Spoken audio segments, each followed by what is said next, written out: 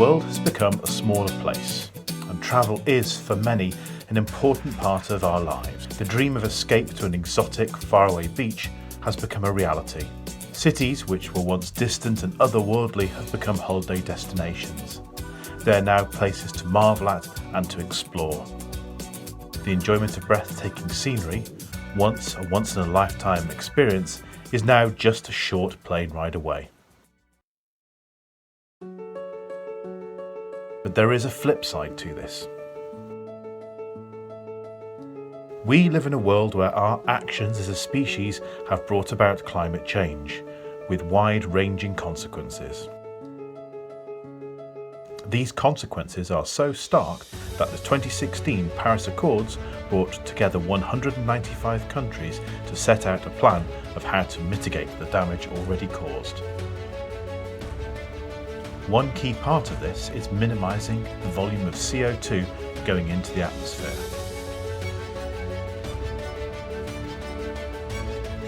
Many would argue that we are at a point where we have to more closely examine and even reconsider our travel habits.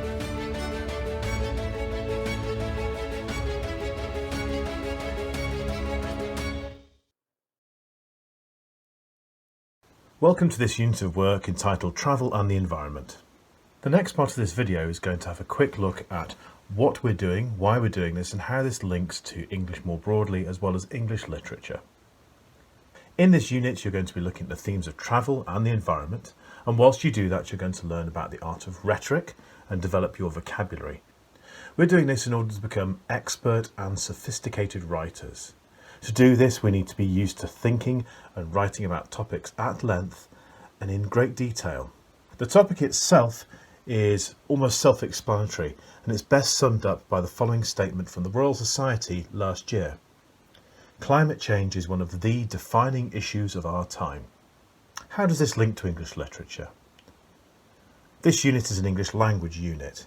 The skills of rhetoric and vocabulary are particularly important for that, but there is transferable vocabulary to describe place, mood, cause and effect, which is very applicable to English literature.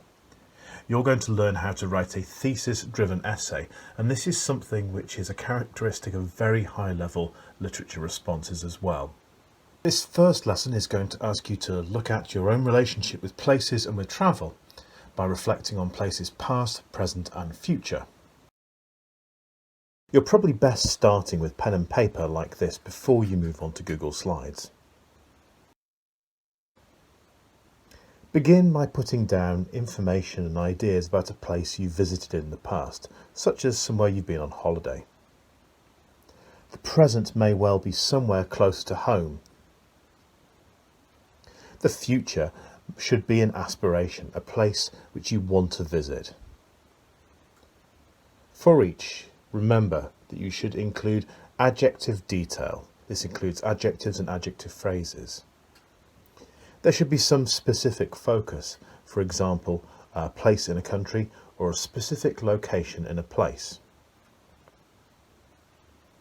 You should use the vocabulary from the knowledge organiser to help you. And remember that when you're writing about the place in the future, it's useful to use modal verbs. That's words such as could, might and may.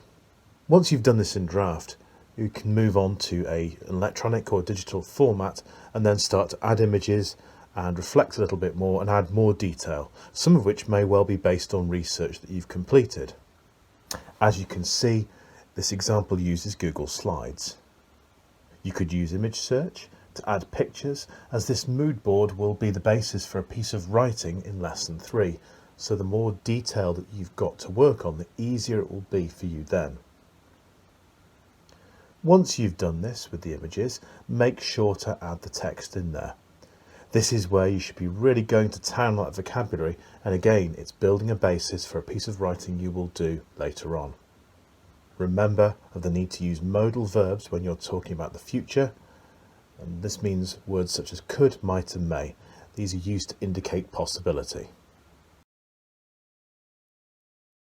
Remember that the effort you put in here is essential. Be honest and thoughtful with your responses, and remember to share work with your teacher. Thank you for watching and listening.